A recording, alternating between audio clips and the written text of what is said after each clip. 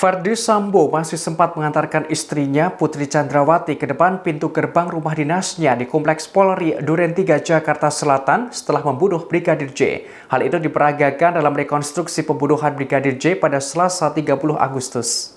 Adegan ini ditayangkan secara langsung melalui kanal YouTube resmi milik Polri. Dalam reka ulang peristiwa, ada adegan lanjutan Sambo setelah pembunuhan Brigadir J di ruang tengah. Mengetahui Brigadir J sudah tewas, Sambo lantas menembakkan pistolnya ke sejumlah titik di dinding atas anak tangga dan lemari di ruang tengah. Hal ini dilakukan Sambo untuk mengelabuhi seolah-olah terjadi peristiwa baku tembak yang melibatkan Brigadir J. Setelah itu, Sambo menjemput istrinya, Putri, yang berada di kamar tidurnya. Lantas Sambo mengantarkan Putri sampai ke pintu gerbang rumah dinas. Saat itu Brigadir J dibiarkan tewas tergeletak di dekat tangga.